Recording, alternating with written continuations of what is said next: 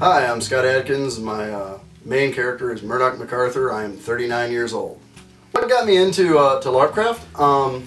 Went to Midwinter Gaming Convention. We were doing a kind of impromptu demo for the other organization I play in. And I went with my son and a friend of mine, and we were walking around, we were talking to people, we were in full kit. I had on the full suit of armor. In fact, everybody, I do in fact not wear armor occasionally. This is my clothes. I know I'm usually in harness when I'm at an event.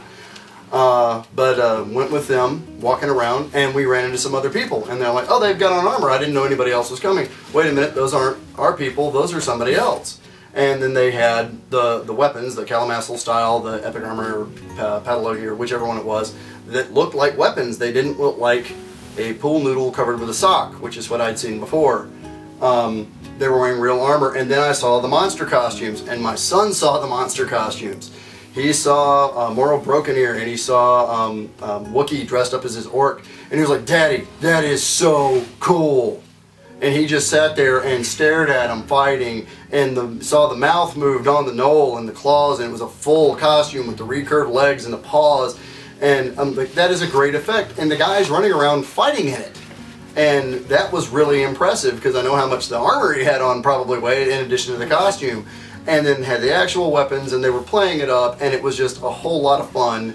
And so we started talking to them. I was looking for a practice site, since we had lost our previous practice site for the Rattan group, the historical fighting group we do, where we fight with Rattan. Was looking for a site for them, and met those people, talked to them, and it turned out they worked out of the airsoft arena for their practices.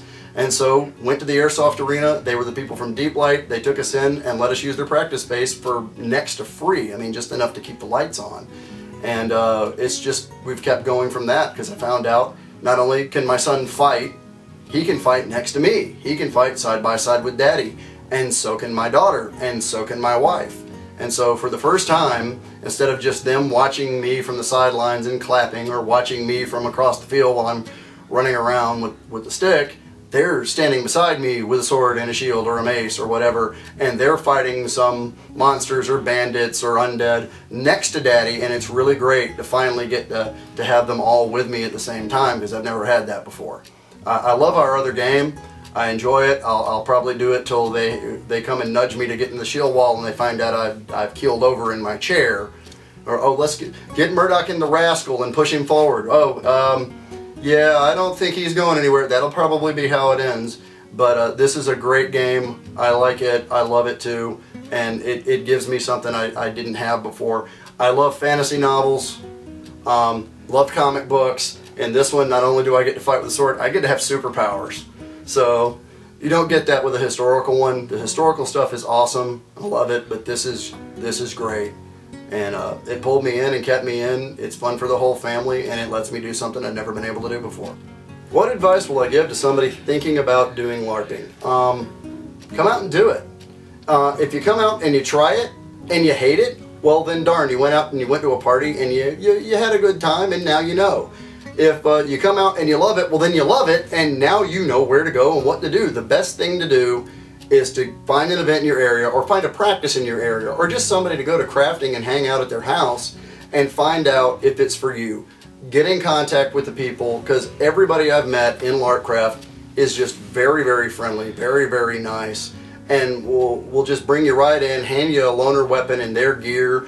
And I know how much some of the loaner stuff costs that I've run across, and it's really generous to see somebody hand you a $90, $100 weapon and hand you a $150 mail shirt or coif, or $300 or $400 worth of equipment and a costume, and say, go have fun, go play, I trust you to bring it back. And you don't see a lot of that in the real world. You don't see that kind of trust and that kind of generosity. And that subculture of generosity and friendship and camaraderie, you're going to love that, and it's going to hook you if you come to an event. How did I get started vending at events? I literally fell into it the most backwards way possible. It ended up being almost an accident that I became a merchant. I knew a guy, Brian Price, who owned a company. He was a friend of mine. He couldn't go to an event called Estrella War. He had to go work. He had a contract for the government doing some analysis work. He couldn't go. He didn't want his wife Ann to go by herself. So they said, hey, would you like to go to Estrella for free? I wasn't working at the time. I was still getting a criminal justice degree, and it was between quarters. So I said, yeah, I'll go. And I went, and I helped, and they paid me, and I went for free. And I'm like, oh, okay, great. So I started working with them at events, helping with setup, helping with takedown, helping sell the stuff, helping develop the stuff, working with the WMA organization he used to run. It's defunct now. And as it went on and on, I started actually running the booth at several events. And would run it some, I'd run it some. We'd tag team out, let her go to classes, and I'd go fight. And I ended up just slowly, basically becoming the manager. And then they decided they wanted to just get out. They were done with it. They had other things to do. She wanted to go back to get a doctorate. He ended up working a lot more as a contractor and is for the military, so he couldn't go to anything anymore, and they were just going to close. They were going to sell what was left off, close, and go defunct. And I was sitting there thinking, I had done my previous career and was kind of done, and we had moved up here, and I didn't really have a real job. So I was asking them, what if I just took it over and ran it? And then they said, would you like to buy it? And I ended up, because I liked the product and because I thought I could sell it and because a lot of other people liked the product too, so much that many of them knocked it off,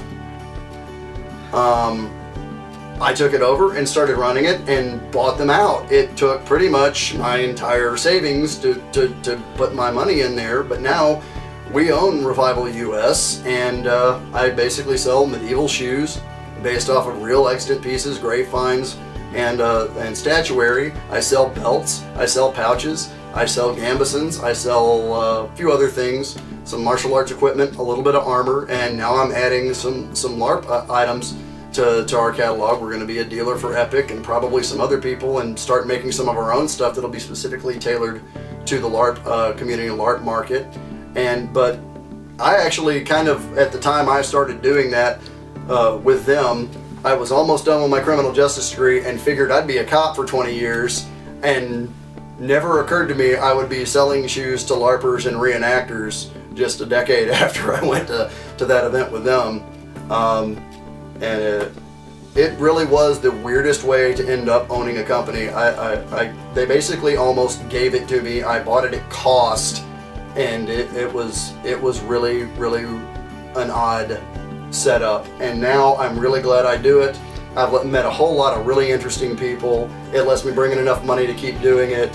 I'm never going to get rich doing it, but it's a lot of fun. It helps pay the bills. I get a huge amount of flexibility to spend time with my kids, and I'm there when my son needs me to take him to the doctor, or my daughter's sick, or when they just, my son has an audition, or my daughter has to come home early, or there's a early release day at school, or my parents want to come visit. I actually get to spend time with them, and thank goodness my wife makes a good living, or else we probably wouldn't have that chance. So love you, honey. Thank you very much. When I'm vending or when I'm not vending, do I see more people getting interested in LARP? I know that just since we've started, I've had 12, 14 friends start cross-gaming between our other organization and this one. As I refer to it, it's a slightly different flavor of crazy. It's very much the same thing. It's almost the exact same outfits. You can tweak this, tweak that, and even the combat. I mean, if you know how to basically wield a sword, you know how to basically wield a sword. Just changing the target areas. It took us an hour, maybe two, to stop hitting each other in the head and remember that you can hit the lower legs. And after that, we were fine. I've seen it grow just in the year that I've been a member. I just keep seeing new people hook up, and new people every day. There's 4 or 5 new people. Even if they don't post in the new character welcome area, you can go to the section where it lists the LARPers, and you'll see a full little screen of brand new people who have found this and want to start playing. There are people out there everywhere who want what we're doing. I was talking about all the people out there that I've seen join up just in the year I've joined up. And every day I see new people joining. I see new people from all over the world, not just the United States. I've seen from Australia, Puerto Rico. I think I've seen Canadians, people from England, people from Iceland, and they're finding this. And they're like, I didn't know this existed, and they've been looking for it and didn't know it was here. I don't know how people can't find what we're doing. There are literally probably millions of people into LARP or reenactment or something like that that's very similar to this. And just in the U.S., you've got Daga here and Belagarth and the SCA and AmpGuard and Nero and Hero and Solar and Kingdom of Acre, Empire of Chivalry and Steel. And there are all these organizations out there, and people don't know we're here. And everywhere you go, everybody you're walking by, you might be walking by some person who's stuck in the real world.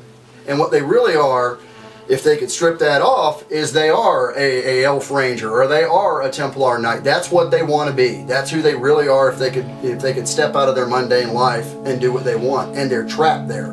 They're trapped in their cubicle, in their 9-to-5 job. They're trapped driving a truck. They're trapped working for the man, or just stuck in their normal life, and they watch TV, and they watch Lord of the Rings, and they watch the History Channel, and they play tabletop games, or even on video games, and they don't know we're here, and they're looking for us to find them and to bring them home. They're looking for us to find them and show them this world we build, and show them that it's meant for them too, and we got to save them.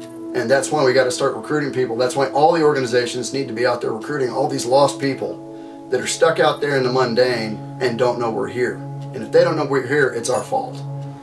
What professions have I messed with in LarpCraft since I joined up?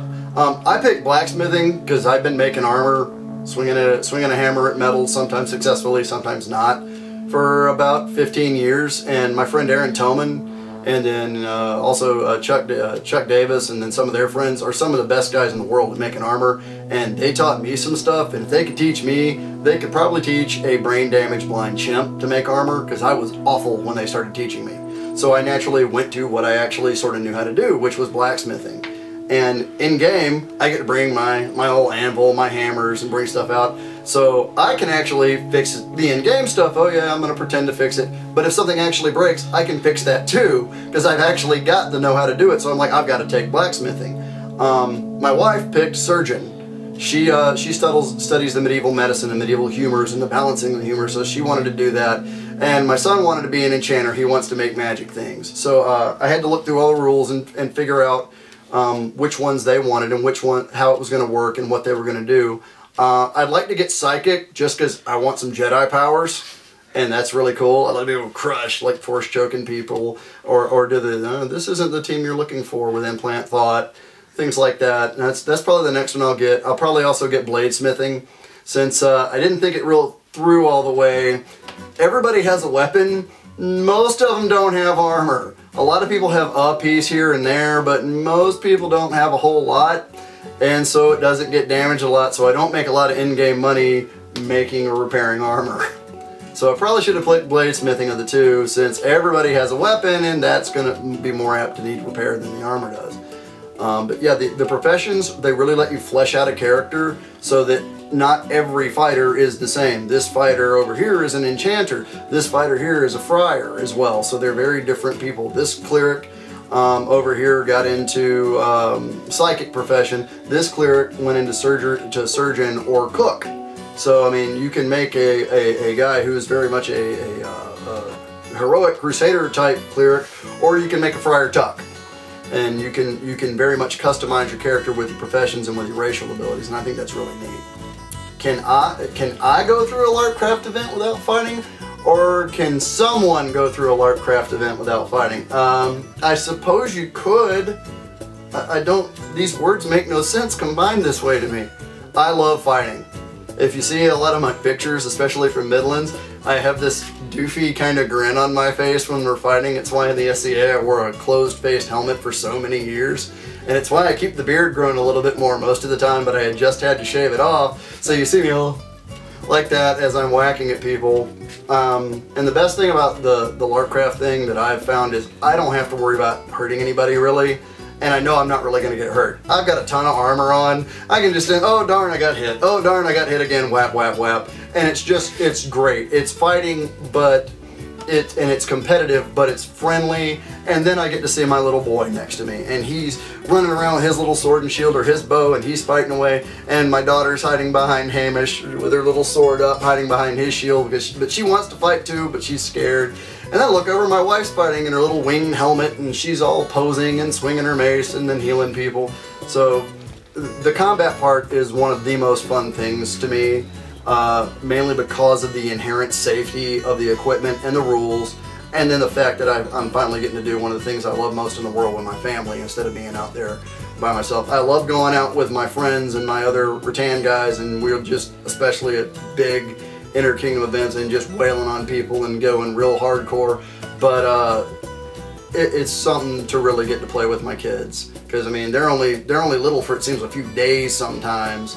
And I mean, I remember when my son, who's this big, was this big, and my daughter was this big, and it seems like it's gone like that. And this is a way to get to pull them in to my world and hopefully keep me in theirs as long as I can. And maybe when they're big and they're looking back, my daddy didn't sit and just watch TV and yell at the screen when the Packers were playing. My daddy took me out, and my daddy played night with me, and he put me in armor and went out and we slew monsters together, and I watched his back and he watched mine, and it also adds to that family dynamic that they know that mommy and daddy are always there for them, even if it's against the undead, and that we'll stick up for them, and they should stick up for their family too. And when my son fights for my little girl, when he cuts in and tries to keep her safe, when he stays back and keeps his shield in front of her, that kind of chokes me up, because I know I've taught him that she's important and that protecting other people's important. And so I don't think I'd want to go to an event without fighting. I'm sure I could find something to do. Just hanging around and talking with people is great. Playing games is great. Staying in character and just talking in character back and forth is a challenge right there. It's like improv theater. But yeah, the combat aspect and the family aspect of the combat aspect is one of the things I enjoy the most.